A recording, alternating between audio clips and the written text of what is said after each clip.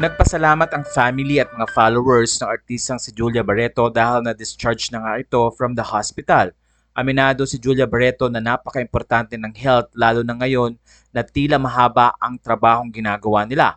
Narito ang sinabi ni Julia para sa mga fans. Discharged and finally home, thanks so much to my doctors, nurses, and the entire medical staff for taking such good care of me the past couple of days. Thank you for the long hours of hard work. A tough time, but taking this one as a reminder that our health should always be top priority. Sending good energy. Ilan sa mga nag-comment dito ay sina John Prats, Via Beloso at pati na rin ang mga kaibigan at followers niya sa social media. Ayon sa mga netizen, napaka-importante talaga na alagaan ang kalusugan dahil hindi natin alam kung kailan tayo magkakasakit. Buti na lang din ay nandoon ang mga doktor at mga nurses na nag-alaga kay Julia Barreto para ma-restore ang kanyang health. Matatanda ang kabi-kabila din ng mga proyekto at movie at teleserye na ginagawa ni Julia para sa kanyang mga fans at marami rin ang naawa dito dahil bata pa nga lang daw si Julia ay nagkaroon na siya ng pagkakataong magtrabaho.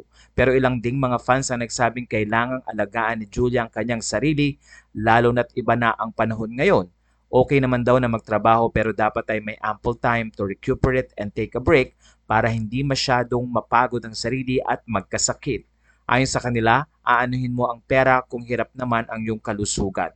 Kaya naman sa puntong ito ay malaking encouragement ang ginawa ni Julia na maging lalong mapagmatyag ang mga tao sa pag-aalaga ng kanilang kalusugan dahil at the end of the day, importante pa rin na healthy para ma-enjoy ang mga blessing at natatanggap na trabaho.